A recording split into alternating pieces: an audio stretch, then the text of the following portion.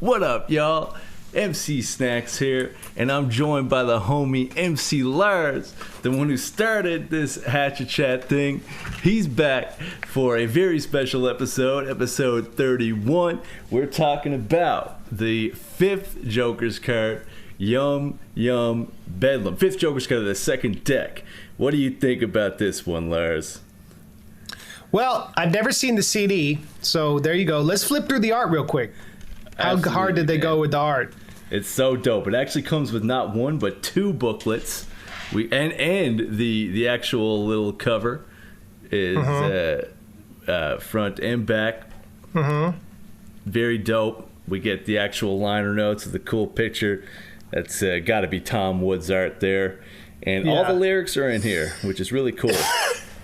Got the ads for the seeds of Yum Yum we'll talk about. Wait, what are they advertising Halloween 2022? So that's one of the seeds of Yum Yum. There's going to be 3 EPs, each one being a different seed of Yum Yum, and they actually have the release dates, the names and the release dates in the liner notes. And, of course... That's dope. That's really dope. It is, dude. Dedicated to the butterfly.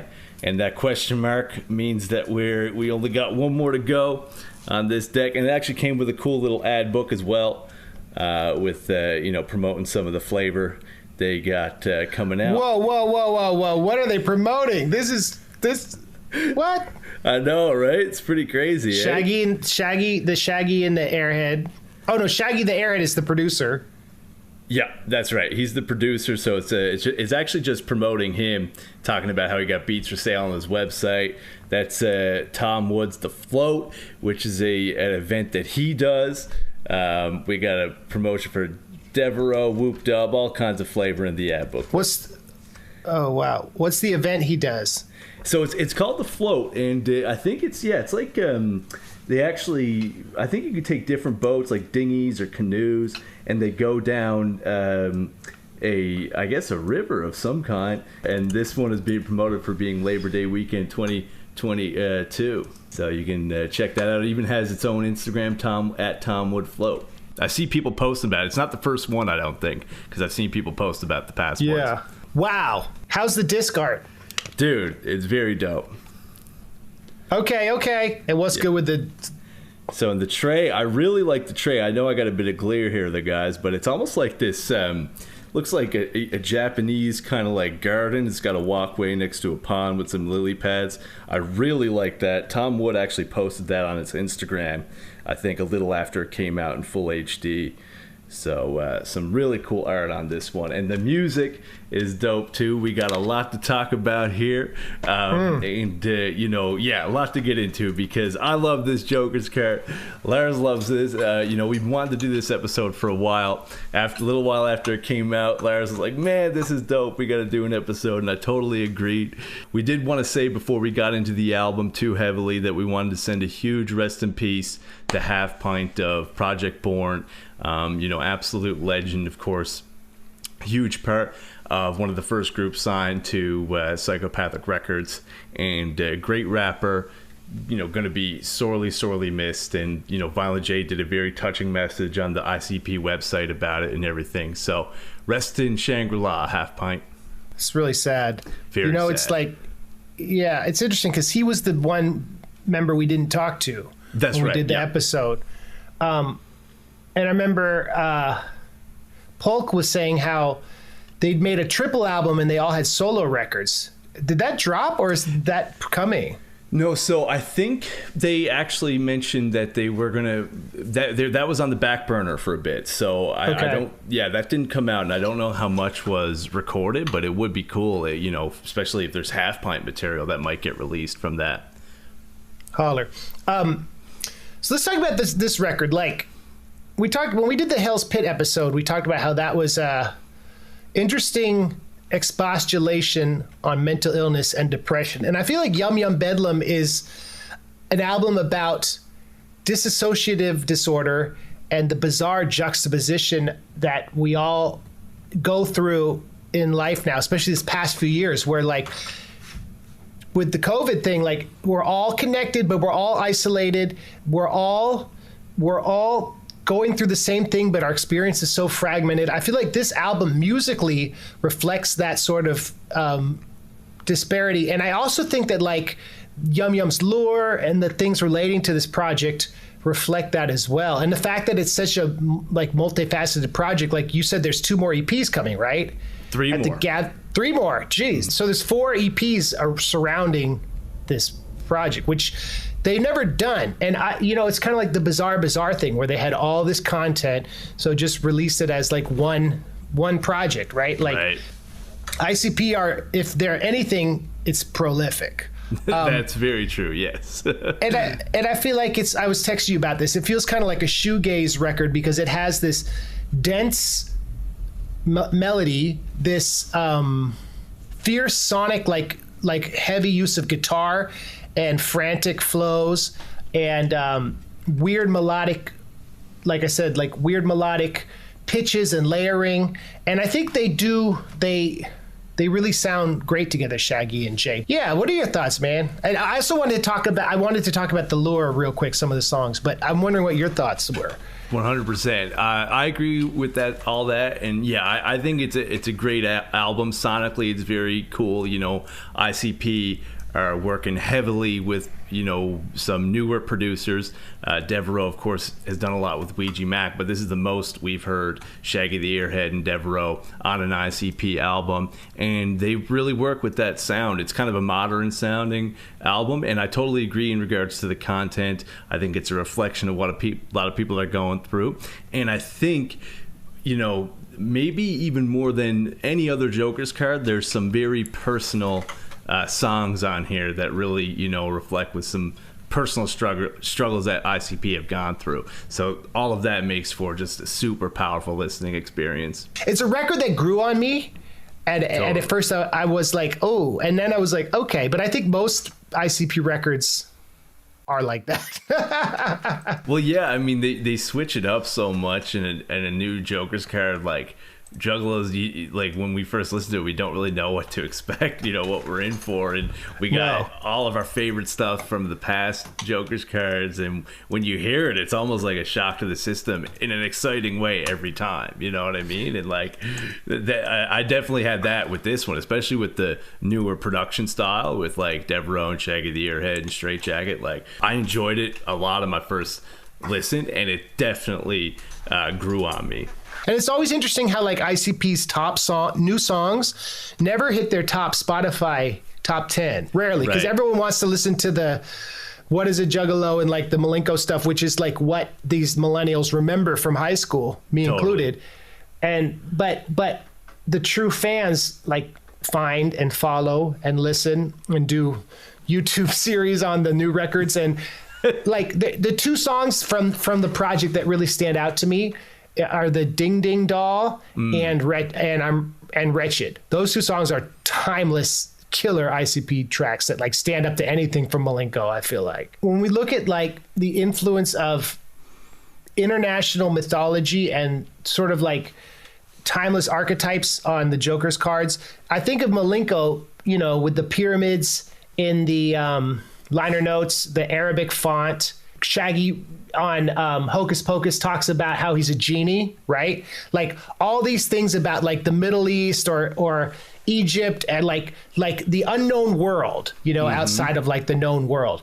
And this album does something similar, using like sort of like Japanese stereotypes, the geisha stereotypes with the design of the character and stuff. So it's like they're trying to reflect and give props to other cultures, but someone who's being politically correct could be like, oh, this is offensive appropriation of Muslim culture with Malenko and Egyptian archetypes, or the first female character is evil because she seduces you and then kills you. Like, I don't know. It's like ICP's always trying. They're always trying to like be inclusive. It's cool that it's their first character that's not a man, right? Right.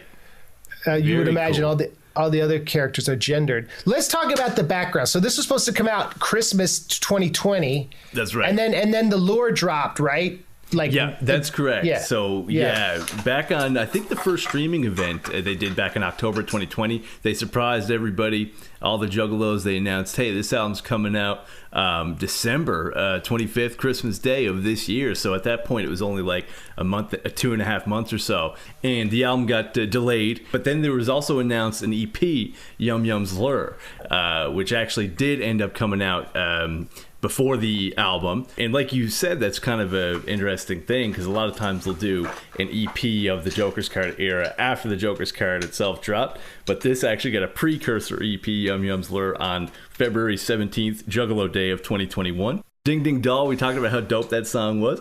That was actually initially promoted to be on Yum Yum Bedlam, but ended up being on the Yum Yum's Lure EP. And that EP is very cool. Some super standout tracks on that EP. And then eventually it was announced that Yum Yum Bedlam was going to drop on Halloween of 2021, and that's when we got it. So you wrote something cool about the meaning. I'll let you explain the meaning of this. For sure. Card. So, every Joker's Card, as juggalos know, kind of has a, it's an entity of the Dark Carnival, and in one way or the other, it's used as a tool to teach us about morality and kind of make us take a look at ourselves. And how this entity works, Yum Yum Bedlam, was it's actually a flower that you come across in the afterlife, and depending on how much you gave into temptation and how much you gave into evil in your life, that would affect how big and beautiful the flower is in the afterlife. And if you gave into temptation a lot, the flower would be, irresistible, and then you would approach the flower and the flower would open up and devour you. But if you kind of resisted temptation and did good in life, the flower would be all wilted and not be as alluring, so you'd be able to resist it. So that's kind of how the mechanics of this Joker's Card works. Isn't so Jake and Jack Jekyll isn't a similar thing that like you fight the evil based on about the evil deeds you did? One is good, one is bad. Yeah, that's right. And it's like a juggling act, and the more sins you committed, the more balls that Jack will have to throw at Jake, and so it'll be more chances than dropping a ball, and if they drop a ball, you go to hell. So it's a very similar Joker's Card as far as the mechanics of it. I mean, the themes are all similar. It's just this whole idea of trying to be your best self and the vigilante justice of killing people who are evil. And it'll be interesting to hear what the EPs would they sound like. Wicked, Vic the Weed, Pug Ugly the Stink Bud, and Woe the Weep and Weirdo. That's right. Those are the 3 EPs. And they're all obviously botanist theme. So that's the first that they've gone heavy on the botanist theme. Yeah, they're definitely heavy in the botany these days. That's becoming the new theme. Okay, so let's jump into the track breakdown if you're ready, Snax. 100%. The intro is so good. It's like I would say it's one of the best intros of the second deck. I think the intro on Mighty Death Pop is great, but this intro is dope. Produced by Devereaux, and it's Yum Yum luring the victim in. That's right. It's a great intro. 100%. We actually get to hear, like, from the Joker's Card perspective, we hear her actually talking. It's super dope. How many intros have the Joker's Card character actually talking? I was actually thinking about that when I was doing the notes. I think this might be the only one that we actually hear the Joker's Card itself. I mean, we do hear a character called the Ringmaster, through ICP's music. It's Violent J pitched up, but I don't think that's like the Ringmaster Joker's Card. Huh. That's interesting. Very interesting. Okay, tell us about track 2. Oh man, track 2 is dope. It's actually one of my favorite songs on the album. It's like a super kind of upbeat anthem about the Dark Carnival. It reinforces the themes that we're familiar with about the Dark Carnival: punishment, retribution, and this one does have that Ringmaster voice that we mentioned. And it kind of has a major key sound that's juxtaposed with those violent lyrics. Yo, that was a great analysis. Snax, this show is in no trouble of continuing without me. I'm trying my best. So Wretched, let's talk about Wretched. So Wretched is an interpolation of Human Wreckage by Sponge. And if you listen to the Juggalo box set, there's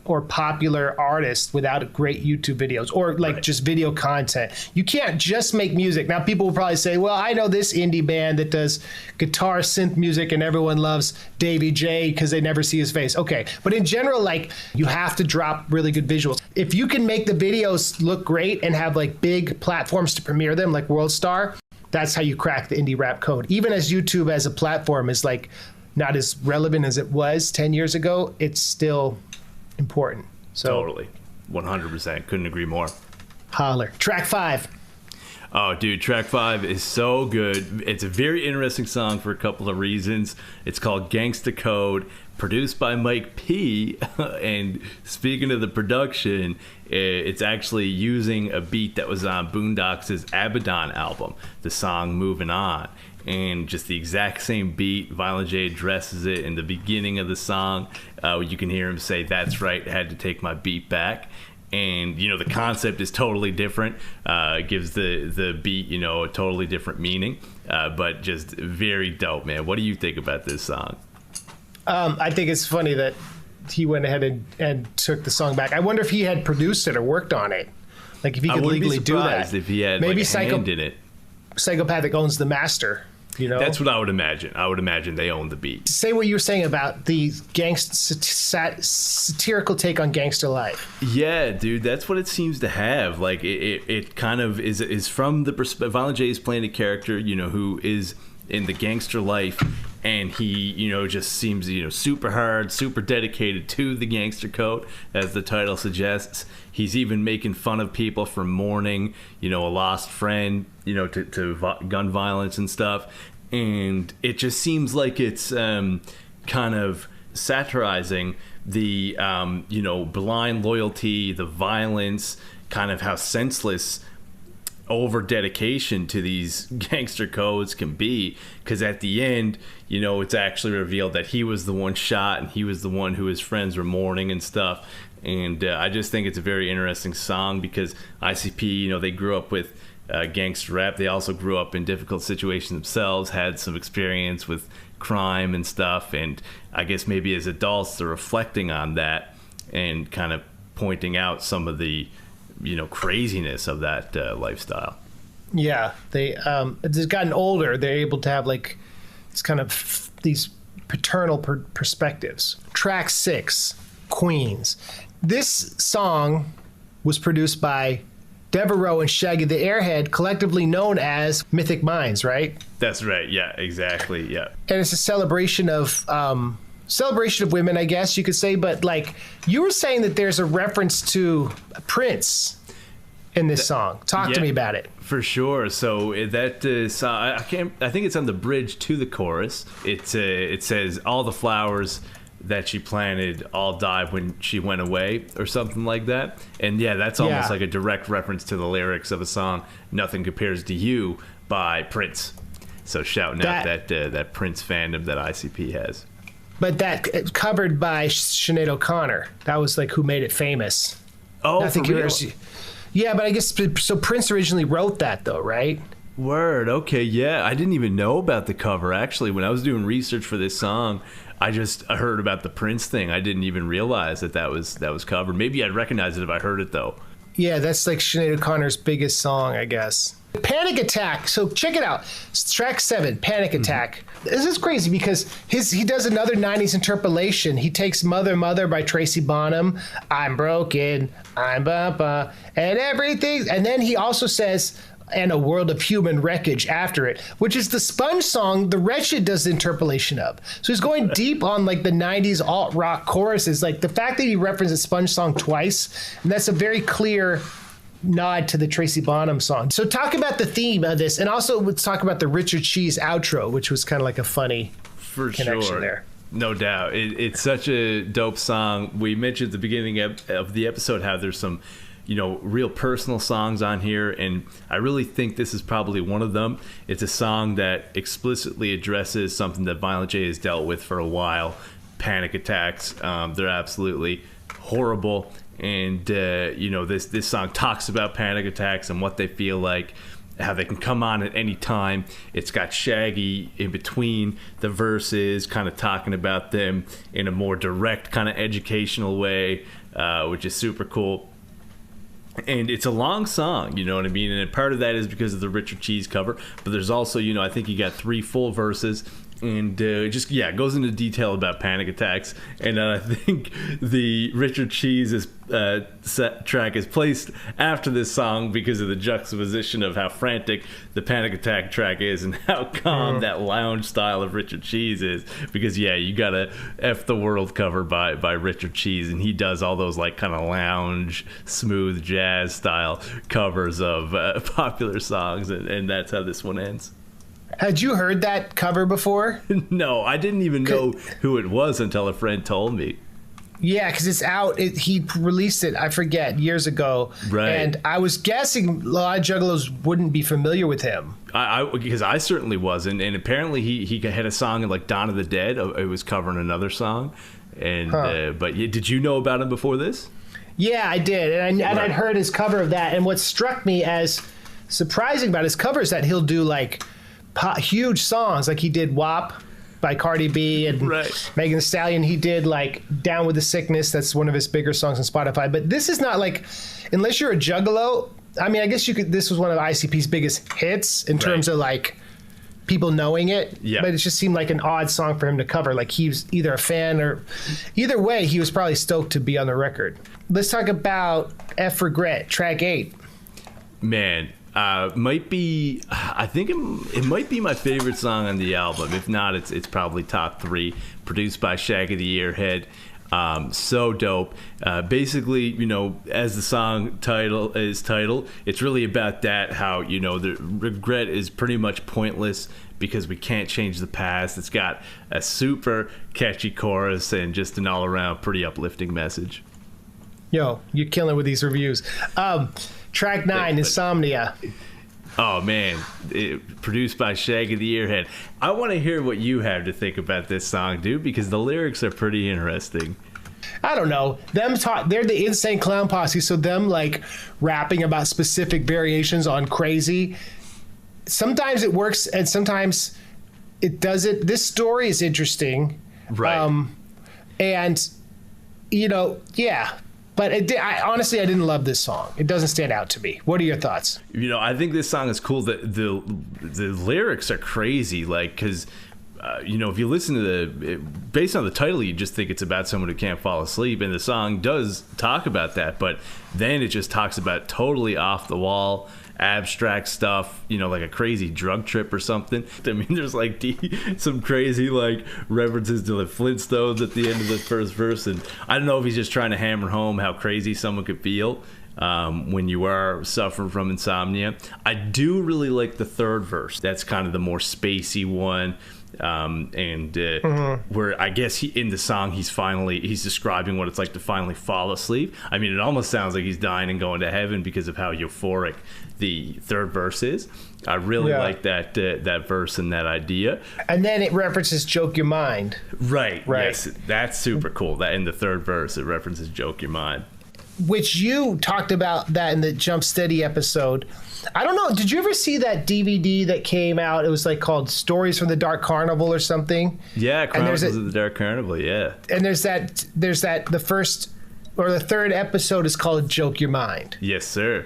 And Jump Steady wrote all those, and I think that's like interesting that certain things resonate with those two guys, the two brothers, like that song. Totally, and that's like kind of what they had to do as kids, living with abuse and poverty. And that Jump Steady episode, like, I know this is not the Jump Steady episode, but like there's so much about the redemption of independent music and hip hop as redeeming the shortcomings of the American dream. And Jump Steady's like role in the military and his political agency in being able to like call out things like killing people for oil, like those points are interesting because it shows like another side of the Dark Carnival mythology of like what happens when the underclass is disrespected and ignored or trod upon. You know what I'm saying? And so Joke Your Mind reminds me of like, well, even when things are messed up, you got to be positive, and that's like further inspires people to create a fantasy to escape into. So I think that's interesting how the Jump Steady narrative fits all into that. I know he's not on this song, but I thought I'd mention that. Yeah, no, 100%, dude. And you know, I agree. Like, Jump Steady is almost, in some ways, he's like a third member of ICP, because I just feel like his influence as Violent J's older brother, you know, really makes its way in. And not only that, I mean, us Juggalos are influenced by Jump Steady because he's been such a big part of Psychopathic Records. So I totally agree, and I think it can't be understated how big part of all this that Jump Steady is. I mean, he gave it his heart and soul. Track 10. Hey. Yes. So this is Vinnie Dombroski from Sponge feature on this, which is interesting that the actual guy is on this record. After two references, apparently, that we just got schooled on. Two references, but I don't know the cover. Do you? I didn't before this, but when a friend, because I love this song, this is also definitely, I would say, top 3 favorite songs on the album. And a friend of mine had said, you know, that's actually a cover of an old 80s song, a group called, I guess, T-Pow. I don't know if I'm pronouncing it right, but they have a song called Heart and Soul. And this is a full-blown cover of that. This cover is produced by Mike P. And I just love it. I mean, the song, the lyrics are, you know, just about basically giving things your heart and soul, I think, just being genuine. And it's just a very uplifting song, and how Vinnie is like singing throughout the verses. I just think it's super dope. He sounds like he's on top of like a mountain or something, you know, just singing over a cavern. Yeah. It's, I would venture to say it's like kind of a ridiculous song, but it's kind of tight. Yeah. I think they're not afraid to be a little bit, you know, over the top with this one. But tight and ridiculous is like the best ICP songs walk that line. Exactly. And some of the best songs fall onto the more ridiculous side of that chasm. Right. That's what's up. So the Drunk and the Addict. So I don't know if you've thought about, there's this song by West Side Connection called The Gangsta, The Killer, and the Dope Dealer, which samples 9 Inch Nails. Yep. I wonder if that was like inspired this song, because I know they're huge Ice Cube fans. They are, yeah, absolutely. Definitely a huge influence on ICP, so I don't doubt that as well, especially with the title. This is a very powerful song. Again, it's produced by Mythic Minds. Going back to, you know, just the theme of, you know, this album having a lot of like personal struggles on it and stuff. I think this is an example of that. You know, it's no secret Shaggy's struggle with alcoholism. Jay, we recently found out, was in rehab for recovery from painkillers. And I do think that the lyrics of this song are kind of almost like an exaggerated, you know, for effect of how bad and crazy addiction can be. But I still think it's very much, you know, connected to their experience with their struggles, and just a super powerful song. I mean, the chorus is great. Whole song is amazing. Yeah, this stands out for me as a great song, because Shaggy doesn't really talk about his drinking. He doesn't really rap about it, even though it's not completely autobiographical. Right. And I thought this was a real positive song. Track 12, Don't Touch That Flower, produced by Straight Jacket. References Poison, right? Yeah, which is appropriate. Uncleared, probably. Sample. That's fine. Maybe not though. Maybe they spent the $50,000 to clear that snippet. I wouldn't have, but maybe they did. I don't know.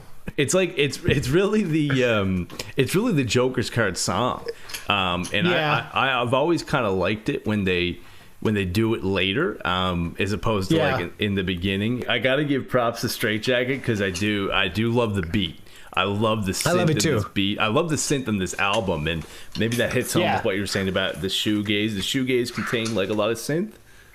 Shoegaze is just like deceptively melodic and drony. I see. Okay. Word. Do you know, like a band to check out would be My Bloody Valentine. They had a record called Loveless, which is like the shoegaze classic. Gotcha. And it's just the mix of the guitars and how it attacks your ear feels a lot like that record to me for some reason. But I agree. The synths are great on this album. I mean, it's musically a very, very interesting album. Absolutely. And very familiar, but also experimental. Like, shout out to ICP for continually making music that makes you like want to listen again. No doubt. Track 13.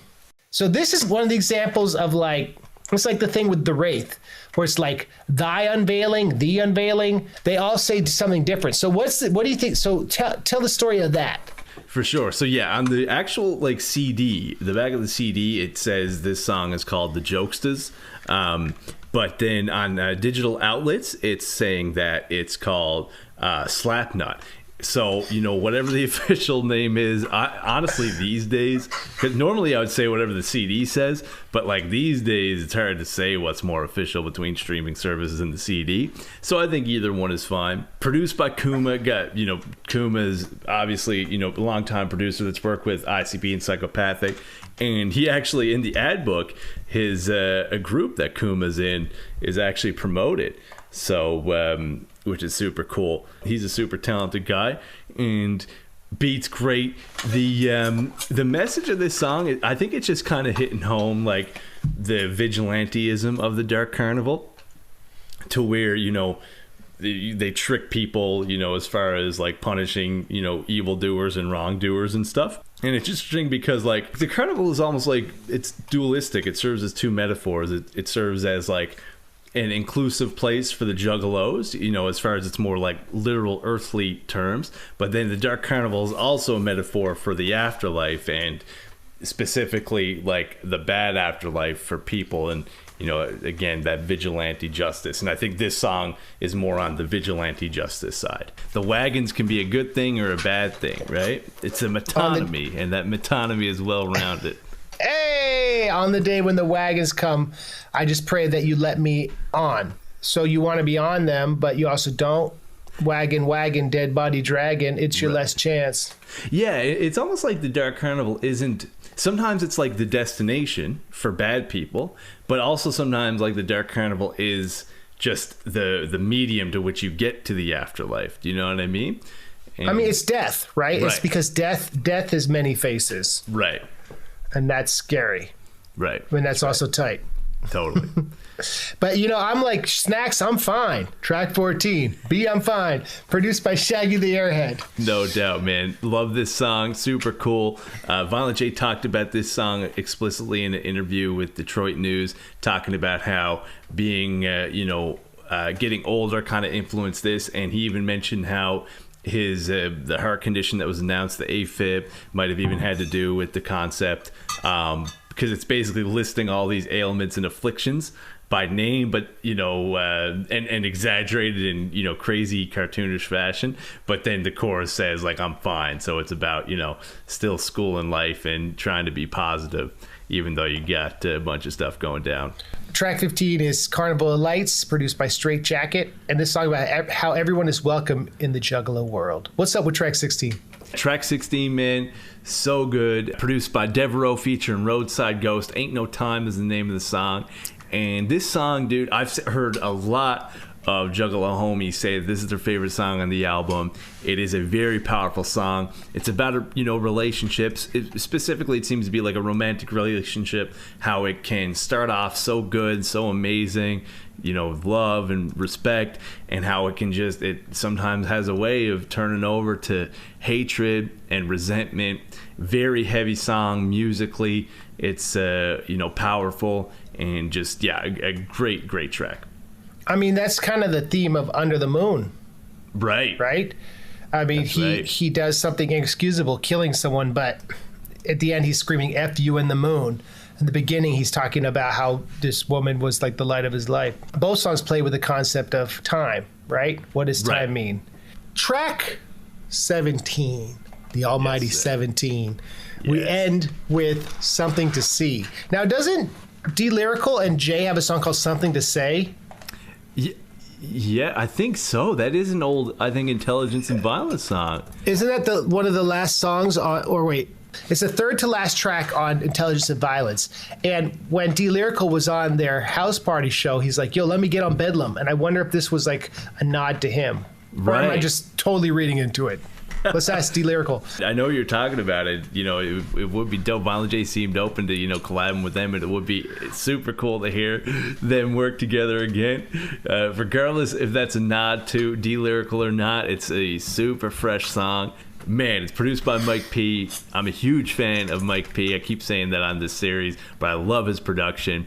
Probably a big part of that is because I got introduced to ICP when they were working with Mike P a lot in the Wraith era. But I still love him to this day. And this song is just a super like happy, upbeat, kind of like rock song, honestly, especially the chorus that talks about, you know, if you were going blind and you knew you only had a limited time to have vision, what would be the last things you choose to see? And the verses talk about all kinds of different things, but the chorus is talking about how you know, Violent J sings that he'd want to see the Juggalo family go crazy. And that's a great way to end. That's a great way to end the record. As with every Joker's card, this album launched a new era for ICP and the Juggalos, and that era is just getting started. What do you think about that, Snax? That's very true, man. And, you know, we got a lot to look forward to. I mean, we got the seeds of Yum Yum, and then we actually have the sixth and final Joker's card at the second deck. So that's always exciting. I'm excited about it because I came in between the Wraith Shangri-La and the Wraith Hell's Pit. So I kind of get that anticipation with the, you know, anticipating the finale of a Joker's card deck. Very excited about that. And there's plenty of other stuff too. We got the Twitch content. Shaggy and the Creep are killing it on Twitch and YouTube. ICP are now on Twitch as well. So tons of flavor to look forward to in the Yum Yum era. Question: how did Shaggy meet the Creep? The Creep was just working as Psychopathic and they became homies? Yeah, he was working with Psychopathic. He was doing stuff with ABK. And then I remember he was on, he had his show on Psychopathic Radio, The Sex Files. I think it was just one of those things where you're like, yeah, he was just working with them and one thing kind of led to another. And he was more advanced, I think, with the social media stuff and streaming and everything. So they kind of linked up and Shaggy and the Creep was born. Whoop, whoop. Well, happy New Year, Juggalos! Thanks for having me on your show, Snax. Oh, dude, thanks for coming on, and I'm glad that you think I've been doing it justice. And you know, it's always fun to you know, get the team back together and chop it up with you about some of this music. I'll come back whenever you want me if we can time it out. In the meantime, keep watching. I'm MC Lars. I'm MC Snax, y'all. Whoop whoop. Whoop whoop.